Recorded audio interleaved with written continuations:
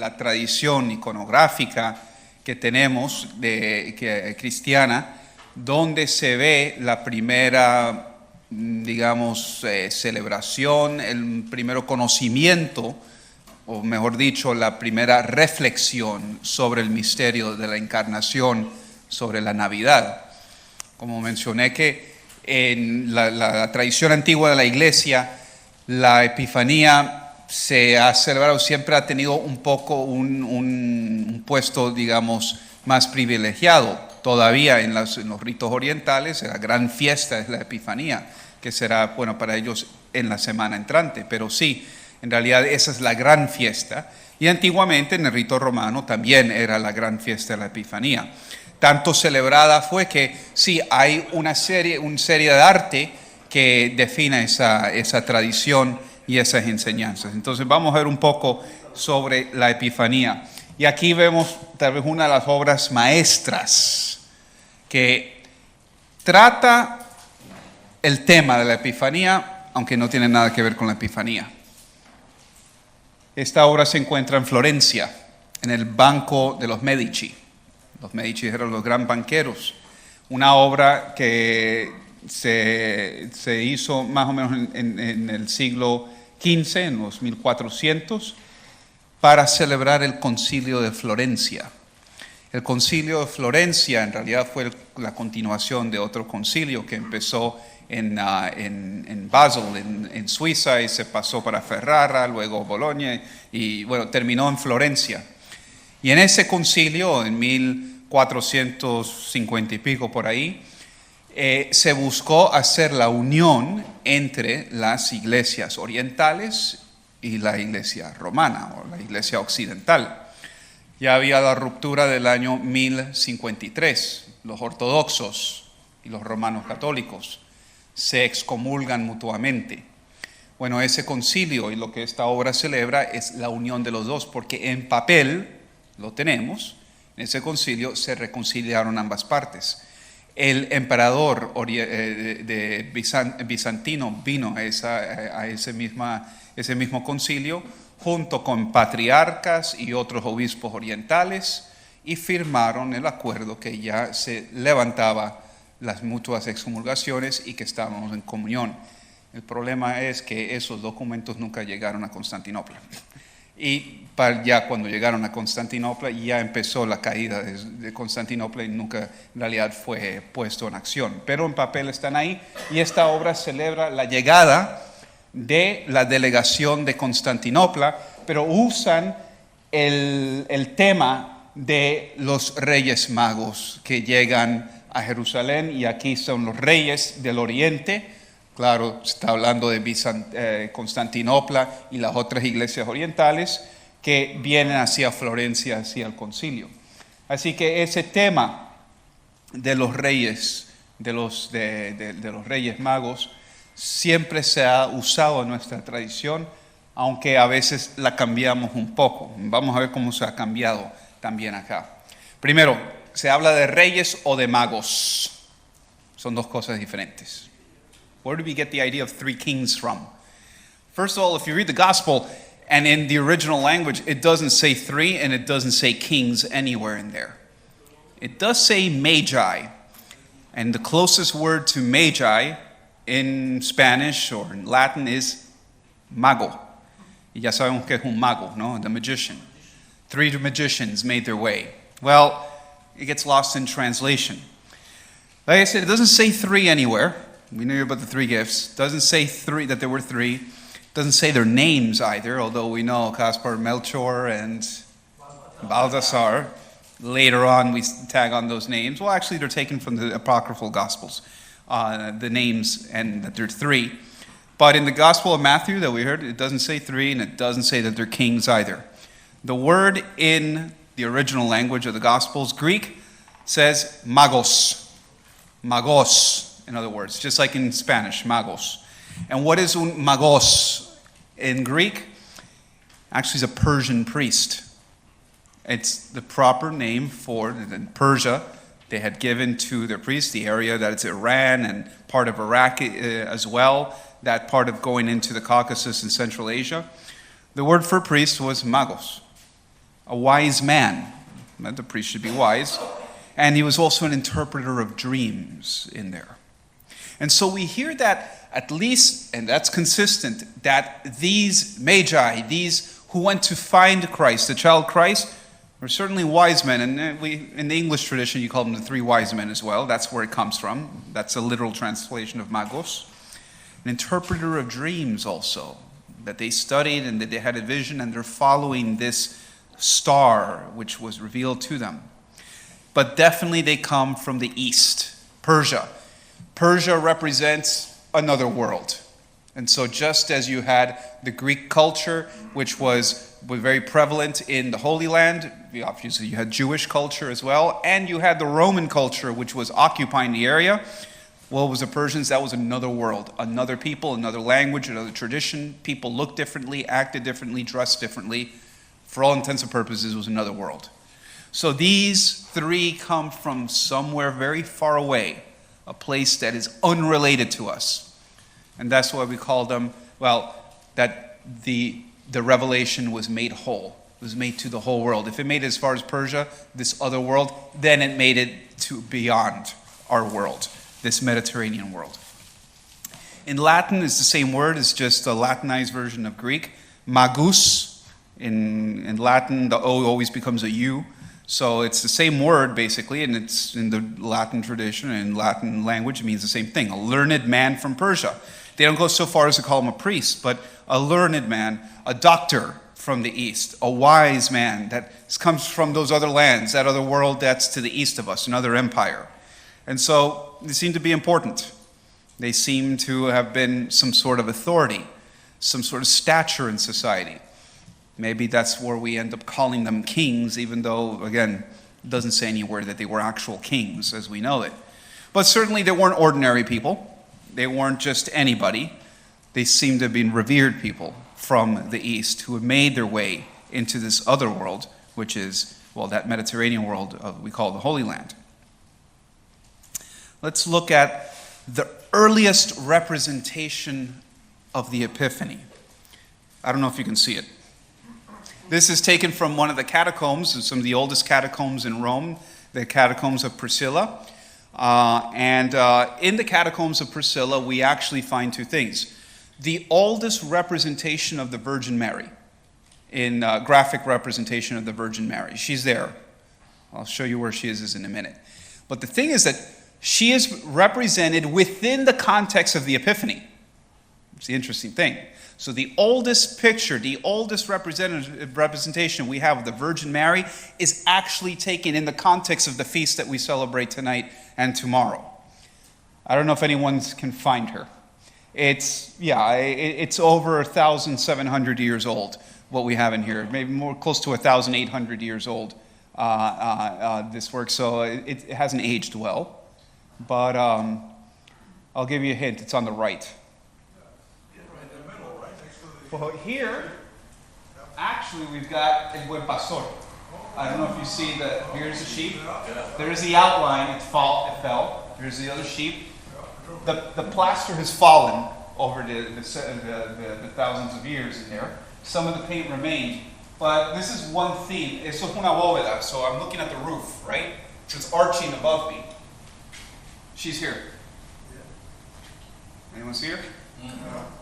Kind of hard to see. Here, we'll zoom in. You see her now?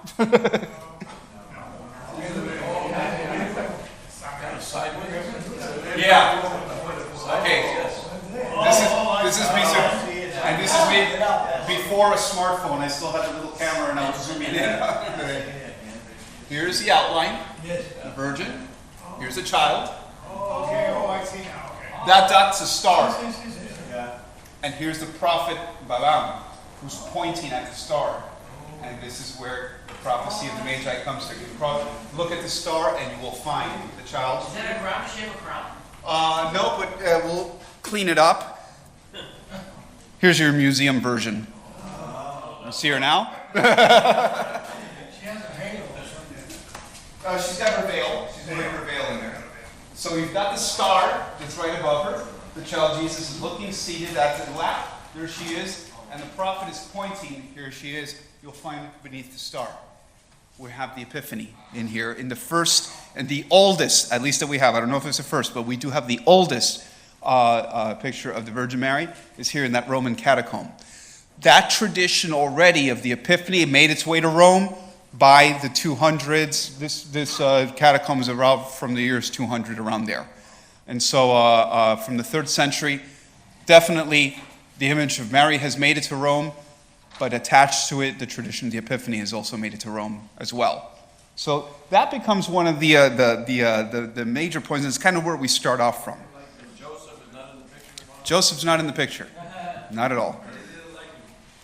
No. People would think that the other figure is him, but no, that's that kind of obscure prophet Balaam, who's pointing again at the star, who makes a prophecy of following the star. You'll find the virgin and the 3 men will find him there. And so we've got that beginnings in there. From our beginning, we always put together the scene of the Nativity under the context of the Epiphany, because again, the universality. Those who were there on the 25th didn't really understand what they were seeing.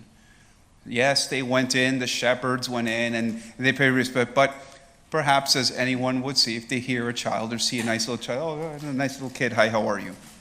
They probably didn't get it. It wasn't there. But the ones who encountered this, who followed that star and found them, they did get it. They knew who they were looking at, and that's why they adore him.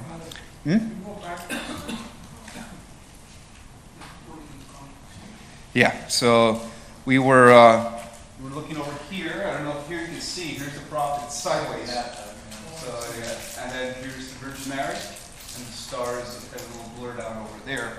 And so I guess the further back you are, the more you can start seeing where she is. There she is. The star is right above her. Here's the prophet, and this is the cleaned up version of what we have. Is it known who the author of this was? Unknown. This, in these same catacombs, you're going to find one other representation, and this is a little bit more familiar to the one we know, which shows the 3 who are again marching towards the seated Virgin Mary. We call her Sede Sapiencia, the seat of wisdom, with Christ, wisdom by excellence, enthroned on her lap. And so here we have 3 figures, although they're kind of anonymous figures. We have no kind of facial, we don't know if one of them was black or the other one was white. No, they actually are put in 3 different colors, but these are 3 primary colors. You got one that's basically looks like white, red, and green. Some people say, oh, the Italian flag because you're in Italy. Well, this is a lot before, way before Italy was ever thought.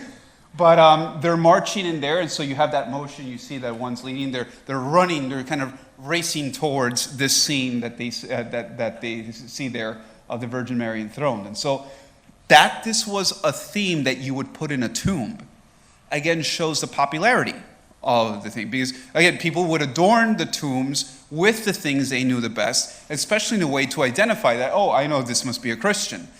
Amongst these tombs, even though this was a Christian cemetery, you might get some pagans as well in there. And so this would be a way to separate that tomb and definitely identify it as Christian by something that everyone could recognize when they saw. So we also know the Gospel of Matthew made its way around there. Because again, this is where we only really hear about the Magi in here. So we've got the 3 who are marching in. Definitely they're bearing something in their hands. We don't know what it is. They definitely are bringing gifts as well. And so they're venerating, they're adoring Christ as well in this march towards him. And notice also the direction they're going, even on both of them. If we're imagining west and east, north and here, they're walking towards the east. I thought they came from the east. They should be walking west. But Christ himself is called the star that rises from the east. You look east in the direction of prayers. So they're kind of facing east as they're rightfully in the direction of their prayer and their adoration. Is the Black King supposed to be from Africa? That we get later. The Black King, we'll see when he shows up. But at this moment, they're just 3 figures. We don't know much about them. Yes. Most of the artists present Jesus as a full-grown infant. As opposed to a newborn. Is there a reason for that? Yeah, in the Eastern tradition, they put him as an older infant because The idea that someone who's old is also wise already, and so Christ has like kind of the cara de un viejito, because he said, well, he's wise, he has to know, so the child doesn't know who he is, so no, so you'll see it's a baby boy with the face of an old man already in it. That's just the Eastern way of accounting for that. Now, in painting, this is what you see in the catacombs, so these are the oldest images. In the following centuries, going from the 4th century and 5th century as well, this tradition is kept, and now you see it carved in marble. And so we see once again the simplified version of the Epiphany. This is from one of the tombs, the sarcophagi. Christians now are wealthier. They're not just painting graffitis of their tombs. Now they're carving in marble their tombs. And this is the same theme that we see again. They want to liken that memory or that symbol of their faith with the occasion of the Epiphany. And so we got here one that's damaged, but you find this in the Vatican Museum of the Ancient Christian Art. Here we have again the same pose. Notice that the composition is the same. The Virgin Mary seated, Christ seated in her lap, and there we have one of the Persians who are coming over and offering something. Now we know they're Persian here for sure, because look at what he wears in his head. He has this little capucho. He's wearing a little hat that kind of tilts over, and that was the style in Persia of the 4th and 5th century. And it was known that when they made it to Rome and all that, it became vogue. People started to imitate, the fashions from other places. There was even a law put out: do not wear the clothes of the Persians. You're not Persian. So I guess it made it way. People were wearing the little cap in here that looks like from the Smurfs today, but it was their fashion back then. And he's giving him something. It looks like a donut. Yeah, but it might be the crown, actually. Again, because they're adoring. They know what they're doing. Here we have, again, the same thing, a little bit more detail. Here we have the face of the Virgin Mary, and she's holding a swaddling baby. So he's not old in here. There he's a newborn. He's wrapped up completely in swaddling clothes, like a mummy almost in there. So she's holding a child, and here they are again. There's a donut one more time, so that seems to be something in there. Here's another one that's circled and closed, and here you got 3 things or 4 different objects inside. Their faces are identical, so again, they're not singling them out. They're just a representation of something. But their clothes, the cloak that they're wearing, the boots that they're wearing, and the hats that they have tell you they're foreigners. They're not Roman, for sure. They're not Greeks either. And so already, again, that tradition or that understanding that they came from out of, in a way of saying it, out of this world, out of the Roman world, out of the Western world. They came from somewhere else. How else would they have known? How else would they have had an indication to go to this place and see what they were going to see and recognize it, what it's for? Also the camel and the horse. Oh, yeah, interesting. Yeah, you've got the camels in the back, and that becomes something that we conserve still today. They had to come with camels. And again, you don't find camels in the West. You find them in the East. And so, yeah. Yeah, one has, it looks like a horse, and the other one a camel. Horses also were a symbol of wealth and of power. I mean, only the emperor and the magistrates and the Roman legions got on horses. Everyone else used mules or donkeys. And so as you see, Christ comes in a donkey into Jerusalem. Horses were meant for figures of authority. So that's probably another way of showing us that, again, these were not just 3 random guys that came from the East. No. They seem to have been known. Here we got a longer reflection of that of the whole occasion of the Epiphany, because we've got, it looks like, the slaughter of the innocents, de los santos inocentes, on the left in here, and then you've got kind of the kings that were deliberating there, that they're saying Herod, oh, should we go back to Herod or not? This is what's going on, and then you have them there again meeting Our Lady, and look at the first one. He's pointing at the star. The star is very visible in there above Christ's head, and he's pointing to that. This is how we got to. This is how we know who you are, or this was a sign that led us there. That star in there. What would a star be, other than a representation of the divine light, the light that comes from heaven? How do we know it's this one? Because heaven told us it was this one, and so that's exactly what Revelation means at the end of the day. Light unto the nations. That's part of our hymns that we sing all the time in Christmas. That is the revelation in its pure form. I mean, Ujú. La Virgen está sentada en una silla, Ujú. en un trono, Sí. y tiene abajo el cabello. Ujú. Y Sí. o sea que no es un sitio, una No es un trono, no es una, sí, no es una silla cualquiera. Ajá. See, yeah, he's saying here that the footstool that's there, it's also a sign of elevation. It's a throne, not just a regular chair. If you see, actually my ordination, we did it for the bishop. And so there's the bishop's throne, actually. It's not just a chair, it's a throne. And we had put a cushion there for his feet. Again, everyone said, why is he putting his feet on and getting the cushion dirty? That's to symbolize that this is a throne, that it's not just a regular chair in there. And when he's ordaining and doing the rites, that he's actually seated on a throne. Yeah, that's an older Jesus. So, I mean, yeah, compared to this one, that one definitely is an infant.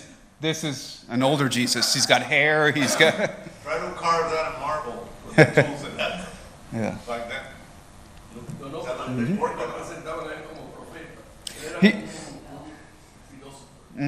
Ahora, es interesante aquí porque here we see the opposite direction. Everybody's been going kind of towards kind of a direction of east. Now here's the other way. They're coming from west. Here's the opposite direction in this one. But we can see that the composition is more or less the same. It's been lost. It's been, but we've got our camels in there, or 3 camels again to show. And you kind of see the outline of the hat in there again. That is very significant, that hat, to show us that they're coming here. Here's probably the most detail you can see with them. They're wearing, again, their hats. And the scene there. And now there's an angel back there. Hark the herald angels sing, glory to them. It made its way there. And so that's another interesting thing there. We don't see the star, but we see the angel. Angel, again, what is the angel but a messenger? Messenger of God. And so the messenger sent the message, they made it. They found, and there you got an infant that's wrapped up in swaddling clothes again. This becomes a typical image of the Epiphany for the first centuries of Christianity when it's legalized. When after the time of Constantine, when the Roman Empire officially becomes Christian, we kind of say this becomes your standard Epiphany and your standard Christmas image. So again, that's why I say that Christmas in itself, it culminates in the Epiphany. That is, at least in the early Christians, if you were to go to a Christmas celebration, you'd be celebrating tonight and tomorrow. That's the main one. That's the one that got the attention because we see all the artists in there. We don't really see the Virgin Mary with the child outside of the context of the Epiphany. It's always with some side from the beginning we saw in the Catacombs, and from then on, forever, pretty much until recent times, we don't see her separated from that context.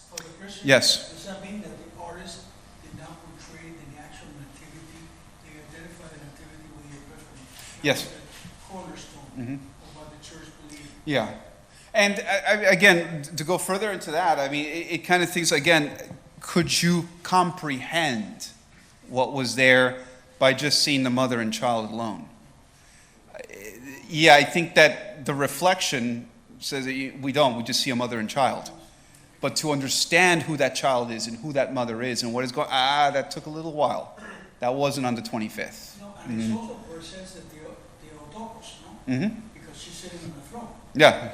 That's an anticipated version of it. Oh, yeah. It's already there. It's in Western iconography, it's called Sede Sapiencia, the seat of wisdom.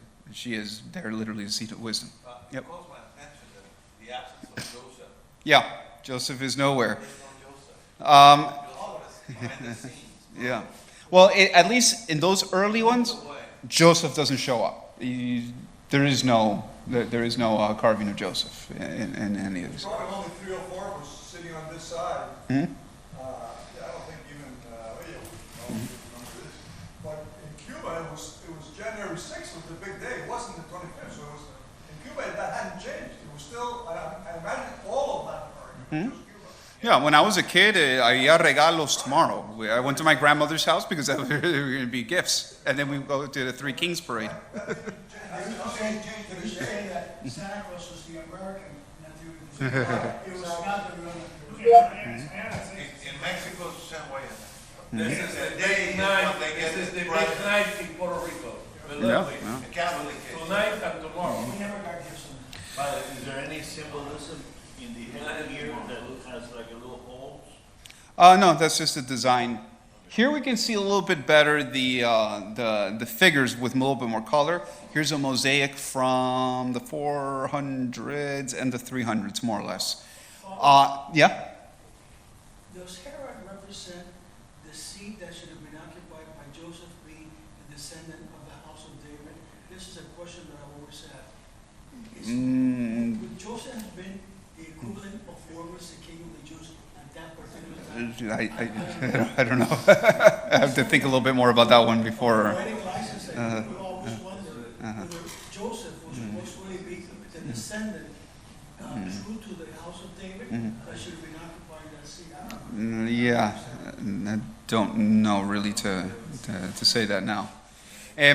But here we've got this image that it's coming from Santa Maria Maggiore, and it was a mosaic that was commissioned on the occasion of the pronouncement of the Theotokos, when the dogma that Virgin Mary is the mother of God. That's what Theotokos means. There was some contention whether you could really say that or not, because the way the Greeks understood it, God can't have a mother. God is God. But no, yes, we affirmed as our faith, yes, that that just as the Christ is equal in substance with God, is God. Yes, God was born. God has a mother, and she's called Mary. And so for that occasion, the Pope had commissioned a mosaic to be adorned in the church dedicated to Mary, Santa Maria Maggiore. And this is what we see in here. And so in the top of the arch, in the first registers, the story of Mary begins with the Magi as well. And so here we have the three. And again, their faces are identical. Their costumes or their clothing is different. And again, it's interesting the way they had. And this is the clothes of the time. They're still wearing their hats. Okay? They're wearing their hats, and they're wearing, well, it looks like these tights in there, and these tunicals, but heavily jeweled and adorned. So again, we're hearing that they're, again, very wealthy or very important when they come in here. Here's a meeting with Herod in there, and they're deliberating what to do in there, and he's kind of giving them safe passage. And then here they are meeting with the Virgin Mary and finding the Christ child. Now, notice the composition is completely different from what we've seen. So is another Genesis in here. Now Christ is enthroned. The Virgin Mary is on the side, looking at, contemplating the Son. The Son looks older. There is a star still above him. You got the four archangels in there that are representing that one angel that we saw in one. Now it becomes four. We start to amplify the tradition. And they're not even together. You've got two. You've got one over here that's signaling, and he's kind of pointing up to the star, like we see the other. You got a deacon just hanging out there. He was probably someone important back then. And another attendant there. That might be Joseph. I don't know. That's kind of on the side. And then you have the Virgin Mary and the two other Magi are there holding. In Italy, there's pizzas. No, they're holding something. Again, the gifts that are there. But we have, again, another composition. There's the throne. You see the pedestal one more time in there. Christ is enthroned. They recognize him as king. They recognize him as prophet. They recognize him as priest. These are the three things in which we are baptized into as well, in our own baptism in there. So it's a recognition of who Christ is, in the same way that we recognize a Christian soul at the day of baptism. Emilio.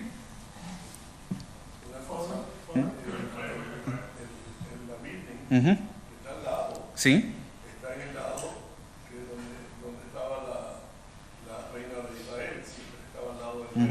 Y ella también está en un pedestal.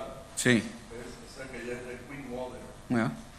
Well, hay una cosa interesante cuando dice en ese diálogo con los hijos de Zebedeo que pongan a mi hijo a tu derecha, a tu izquierda. Y dijo, no, eso no es para mí. La única que se muestra sentada a la derecha es María. Ese es el lugar de ella. Sí. Ella está sentada contemplando el hijo ahí. So this kind of, again, this procession of the Magi become another of the important things. And so again, in that whole register, it gives us the whole story of Mary and the birth of Christ, it's dedicated to the Theotokos. It's, you can say in a certain way, dedicated to the whole nativity. The actual nativity as we know it, oh, just Mary with Joseph, but that's not there. It's the Epiphany where the story starts from there. They have the dream of Joseph. Joseph does appear. I didn't have space to put it in here. But Joseph does appear, and there's the marriage of Joseph and Mary, and then it kind of moves over right to the Epiphany in there. And so for us today, it seems that they skipped a step. But again, that's to underscore that the real Christmas, what we know today as Christmas, really is what's celebrating the Epiphany. They don't seem to emphasize the actual birth of Christ Right. so much as the message of As the realization of who Christ is. For them, that's the important thing. That we're all born. Everyone's seen a baby before. No one has seen this kind of baby before. Mm-hmm. Is that a cross or a star above the A star. It's a star. Yeah. The cross yet is not a thing. Anticipated something Mhm. of You mean the little one? No. And the halo. Yeah. There's another star. Oh, I see what you mean. On top of the halo? Yeah, the halo. Yeah, it looks like a cross. It looks like a cross there. I thought you meant the one on top. That's definitely the star up there. Mm. And so this is again looking at from the 300s, 400s, more or less is what we're looking at in here. Let's look at the 900s because again this thing kind of continues in there. Yeah. Sorry, quick question. Where was that at? See it? This is in Santa Maria Maggiore in Rome. Most of the images I have are actually from Italy and Rome. It's interesting because you could just do a whole sequence on what comes up in Rome in there. Although this is reflected in most other places as well. Does the color have any symbolism? The color, the golden background, you see it here, you'll see it here as well, always symbolizes the divine. And so before the Renaissance, basically any icon always was the background gold. It's the color of heaven, it's the celestial. You're looking into a celestial image. It's not until the Renaissance that they take the gold out and they just put your average everyday background in there. And the reason why is they say, well, these things God has found in our world, not in some other world. And so, in my backyard, in my countryside, this is where this can happen right there. We can have an epiphany in my backyard in a certain way. So, I mean, that's just a change in philosophy almost in there. Here is from the 900s. And we're looking at one of the gospel books of Otto III in here. So these are some of the, not the earliest gospels, but a beautiful kind of when the codex is really brought out, the books as we know them. Remember, before they used to be scrolls, those were books. The book that's bound has a spine that I can flip pages through. Really makes its debut here. Obviously, all this is done by hand. And here we have, again, the procession of the Magi. Again, notice, they seem to be identical. Now, one has a gray beard, and the other ones kind of all have their dark beards. So now you're starting to differentiate some of them by age. One guy's older, the other one's younger. Now they're bearing different gifts. One has a little cornucopia of something. The other has 2 bowls of something. And look at even their postures, a little bit different in there. The others were like racing. They were like marching towards them. These are bowing down toward them. There's a sign of humility that's, again, recognizing who the Christ child is. And yes, we got the older Christ one more time. It looks like an older Jesus there, but still seated in the throne of the mother. That one never went away. That just kept on coming back and back and back. And so we have it adorned in here with the Virgin Mother, and notice the colors, they kind of change the colors in there of the 3 Magi who come bearing their gifts. But again, there is a recognition that Christ is king. Look at the way he's seated. You see, again, that's a throne. It was a good detail that was there. They recognize his kingship. They're recognizing his kingship and importance in a time, we're talking about the Holy Roman Empire, when you're coming out of what were called the Dark Ages and you're forming this empire one more time. So the notion of kingship was on the mind of people. And when they made the gospel books for the emperor, that's a theme that you're going to see everywhere. Christ is king, and just like Christ is king, you got your king here on earth too. He's got to be like him. Yes? Whose head is that over the left and the middle column? Whose head? Yeah, in the middle column. In the middle column. I don't know. It looks like you might have 3 heads. They just haven't opened up. Yeah. There you see the star. It's right above. It kind of looks like a sun, but there's a star. That's and Joseph is still not to be found. Maybe a little bit after, in the early Middle Ages, or the later Middle Ages. Here's also Santa Maria Maggiore, an addition that was done to the church later on in medieval times in the back. And so here you have them again, more detailed. Now it seems that it was stylized that one is older than the other. You're going to have the older one in the front, and now you've got the three bowls. It looks like there's some gold in the front. We don't know whether in the other two bowls, but there are the three bowls.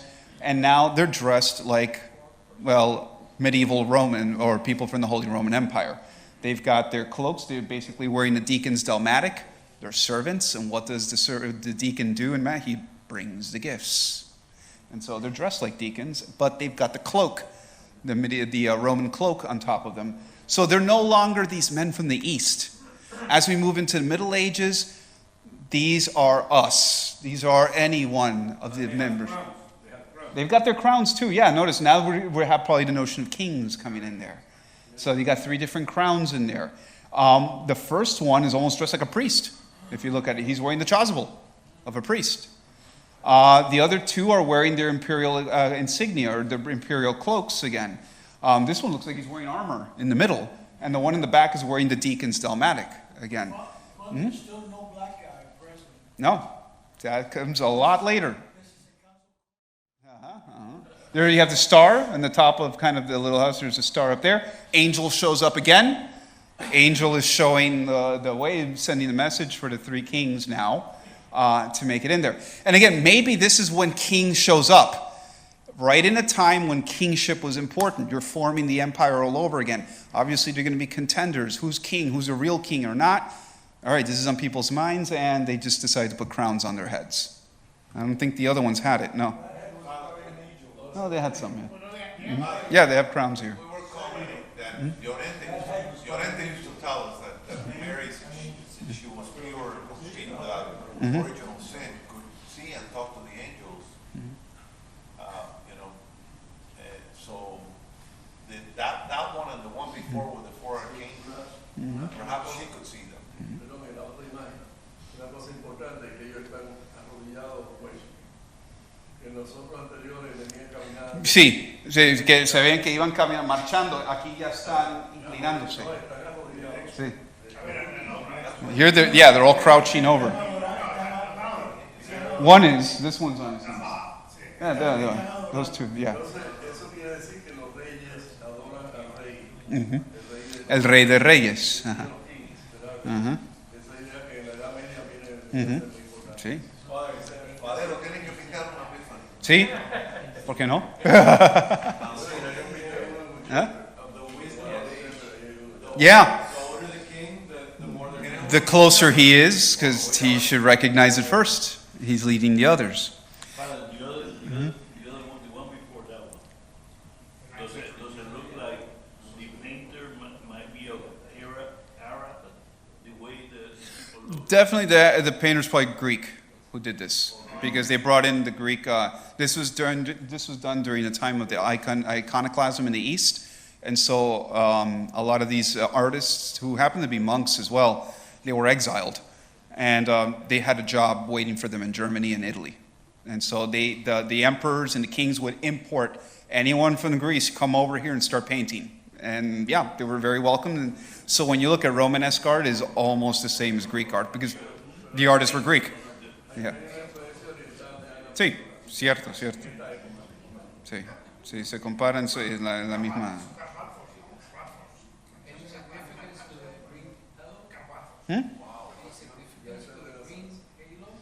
Green halo? No, that's just what they called it. No, the halo's just probably just to show off. I made a critique of this last week and I forgot about it. People that are online can't hear us. So that's why the mics are here. So you can use the mic when you ask the question. So here we've got another one. This is Botticelli. So we're already going into the 1400s, into the Renaissance. And still, even though we do start to see in the Renaissance images now of the Nativity separated from the Magi, it's still there. And it's part of the humanist type. There is now a focus on humanity, focusing on those things that make us human. And so you're going to have the focus on the death of Christ, those are pietas, and you're going to have a focus on the birth of Christ, just mother and child, or Joseph, mother and child, and that's it. Focus on the family, on the humanity of Christ, following that humanist trend that has the Renaissance. But nevertheless, here we go. Finally, Joseph made it into the scene. You see him in the back? And so we have the Magi who are there. Yeah? The Magi was adoring the child. The headdress is Egyptian. That cap in the back is the style of the Egyptians. Mm-hmm. So they're Eastern. The pharaohs, yes. Yeah. Pero es muy renacentista también. Yeah, sí. Sí, eso es típico del renacimiento. So yeah, very Renaissance. So notice the gold background is gone. It's whatever ruins you'll find in Italy. There are plenty of them in there. And so it's the natural background. The dress is kind of representing also the dress of the people at that time. This one's almost dressed like a cardinal. Probably he's the one who paid for it. Sí. And then you've got another one that's wearing deacon's dress as well. It's, kind of fantastic in here. The older one is still in the front. Now he doesn't have a beard anymore. Now they're probably representing whoever paid for this. He put the face of the patrons in there. Otra to be the cosa, three kings. si uno ve los trajes, cuando uno ve las pinturas renacimiento de ese tiempo, los trajes son típicos de la época. Sí.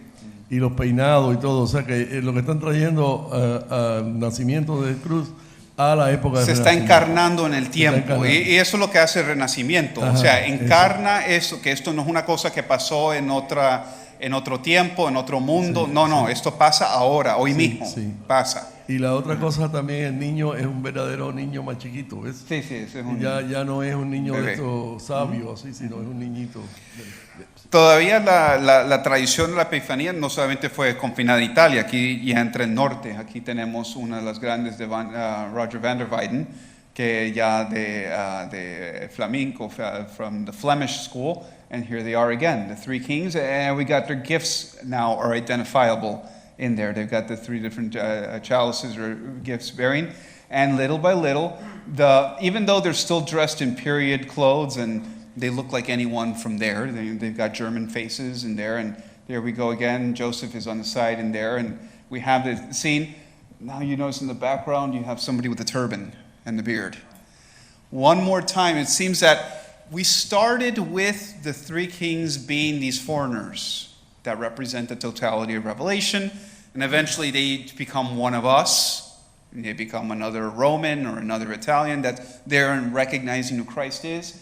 Now we kind of oscillate back again, and they claim their foreign nationality little by little. And so what we start seeing afterwards, we're in the 1400s in here. By the end of the 1400s, start of the 1500s, we get something more recognizable. Padre, en la otra, la anterior, un momentito. Por lo que se ve atrás de Belén que está adelante y Jerusalén que está allá atrás, León, ¿verdad? Son góticas todas. Sí. O sea que lo están trayendo al mundo actual. Lo que hoy en día haríamos nosotros poniendo esto en Nueva York, vamos a decir, ellos lo están haciendo en su época. So here with Albrecht Durer, who's one of the great German Renaissance artists, we have a scene that's kind of familiar to us already. Now we see one, the kings, who's obviously black. Then we have still the older men, a younger man, the one in the middle that kind of looks like the painter himself in there. This is a perfect German maiden that's there with her child in there, and they're adoring there. So the foreign aspect is back again. The three kings, or at least one of them, definitely is not from here. And so that starts to become a staple, and we start to get in that in our iconography. We started including him all the time in our. So we got three ages. It looks like the one that's kneeling down and adoring the child is the oldest, kind of middle age, and then the youngest one is there as well. And so you got a difference in age and even dress in there. The first one is wearing whatever vestments. The second one looks like he's wearing royal vestments in there.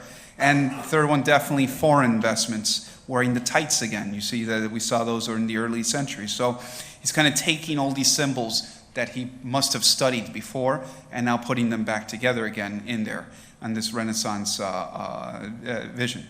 Rubens, perhaps, is another one that we have of a more kind of stereotypical one that we have. Definitely, we have someone from the East right here with this one. Looks like a sultan almost. We're in the 1600s by now. There's a sultan in there. We've got the other king in the back in there, obviously African, and then the one, and then moving in, there's one that is adoring in there on his knees. There, the mother with the child and Joseph on the side. Notice that the light emanates from the child. And this is another thing you'll find in all the other ones. The light comes from the child, and this is exactly what Epiphany means. We don't have the star in there anymore. The star, notice, has disappeared in the Renaissance. And the celestial backgrounds are gone. Yeah, because the star is Christ in all senses of the word. He's the source of the light. He's the source of the attention. He is what's drawing all these people to him from all around the world. And so definitely we've got the 2 foreigners, 3 foreigners behind there, the one who's adoring. Well, it looks like he's wearing kingly vestments. He's wearing the regal dalmatic, that kind of fur that the king would wear. And then the ones behind definitely are turbans. They're from the East. They're already identifying this with the Persians and the Turks and everyone who comes from the East in there. And their factions are that. Otra cosa interesante que ahora hay un caballo atrás en vez de un camello. Y también otra cosa interesante que el niño ya lo ponen totalmente desnudo. Y es un niñito verdadero, vaya como un niño. Pero la desnudez del niño es muy importante en esta época, entonces, para la cosa de explicar que el niño de verdad era varón y que era humano. O sea, eso en contra de Calvino. Estoy en contra de Calvino. Is the child hand on top of the isn't that hand too big compared to the size of the child?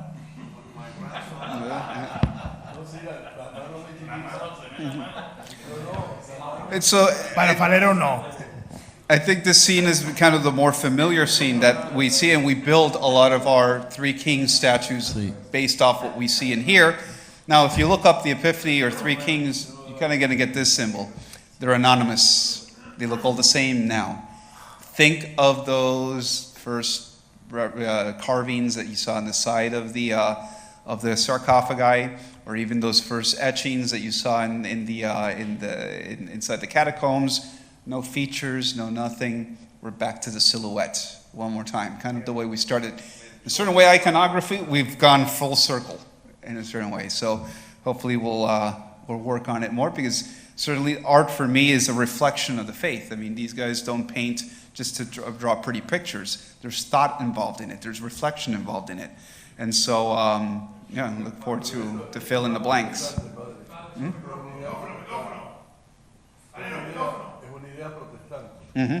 Sí, esa manera de poner. Los protestantes son iconoclastas un poco. Si pones ahora Epiphany en Google, como 100 de estas imágenes salen. El silhouette no tienen cara, ya no tienen rostro. Ya es todo neutral. In the manger, al niño no le ponen cara, a la Virgen no le ponen cara. Sí, es todo un silhouette. O sea, es un poco la cosa iconoclástica. Padre, I don't know.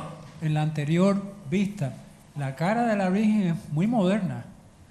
Es increíble. Esa es la mujer de Rubén. Puede ser. Y también el seno, ella enseña el seno un poquito. Si se fijan, tiene un escote tremendo. ¿Ves? Y parte de eso era la cosa del cuerpo, que el cuerpo es santo. O sea, porque esa es la idea, por eso es que están haciendo esto. El hermano Pozo lo hace también en el yeso, que digan en el San Ignacio, en el techo. Bueno.